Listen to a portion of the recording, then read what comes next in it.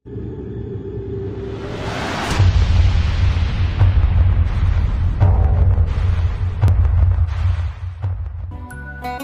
అండి, నా పేరు వైభవ్. మేము ఇనావ్ అగ్రోమెక్ సంస్థ నుంచి రావడం జరిగింది. మేము ఏంటంటే బేసిక్గా ఇక్కడ మీరు చూస్తున్న ఈ సెటప్ అంతా ఏదైతే ఉందో దీన్ని సగుణ రీజనరేటివ్ ఫార్మింగ్ అని అంటారు. సగుణ రీజనరేటివ్ టెక్నిక్స్. దీంట్లో మనం చూసినట్టయితే కనుక ఈ పంటలు డ్రై ప్యాడీ సిస్టమ్ అండ్ లేకపోతే ఏదన్నా కూడా దుక్కి దున్నకుండా నారు పెట్టకుండా పంట విధానం అనేది ఈ విధానం సగుణ రీజనరేటివ్ టెక్నిక్లో ఉంటుంది. దీంట్లో వీళ్ళు ఏం చేస్తారంటే బేసిక్గా మనం ఏం చేస్తామంటే బెడ్ సిస్టమ్స్ లాగా తయారు చేసుకుంటాం. ఇక్కడ మీకు కనిపిస్తున్న బెడ్స్ ఉన్నాయి కదా, అట్లా డైరెక్ట్ పంటలో కనుక మనం పంటలో అయితే బెడ్ లాగా తయారు చేసుకొని దాని మీద మనం విత్తనాలు అనేవి వేస్తాం అన్నమాట.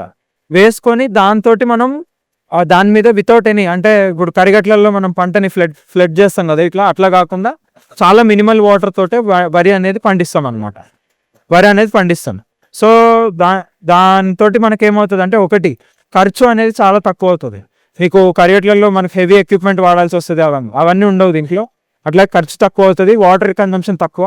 దీంట్లో ఈ పద్ధతిలో ఏంటంటే మనకి వాటర్ అంటున్నా ఈ మిగిలిపోయిన పంట ఏదైతే ఉంటుందో ఆఫ్టర్ ఫస్ట్ క్రాప్ దాన్ని వాళ్ళు తీసారు, ప్రూనింగ్ చేయాలి. అక్కడే వాళ్ళు పొడి చేసేసి దాని మీద ల్యాండ్ లాగా వేసేస్తారు అన్నమాట. వేసేసి దాని మీద మనం దాని మీద డీకంపోజర్స్ అవి జల్లుతారు. దాని తర్వాత మనకు వచ్చేసి దాని మీద రెండో పంట కూడా వేయడం జరుగుతుంది. అట్లా దానివల్ల మనకి ఏమవుతుంది, భూసారత్వం పెరుగుతుంది, మన మాయిశ్చర్ అనేది పెరుగుతుంది, వాటర్ రిటెన్షన్ కెపాసిటీ పెరుగుతుంది భూమిలో.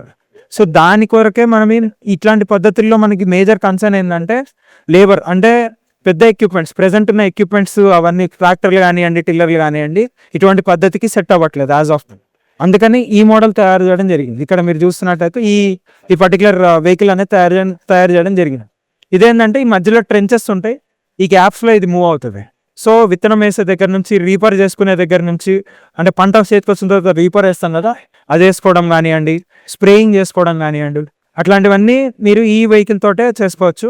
అండ్ ఈ మధ్యలో ఉన్న పార్ట్ అంతా డిటాచబుల్, మనం డిఫరెంట్ అటాచ్మెంట్స్ అనేవి ఫిట్ చేసుకోవచ్చు. సో దానివల్ల మనకి ఈ పర్టికులర్ మోడల్ కాస్ట్ వచ్చేసి మనకి 2,89,000 అనమాట. And apart from this attachments అనేవి సపరేట్గా కాస్ట్ అనేది దొరుకుతుంది. అది థ్యాంక్ యూ.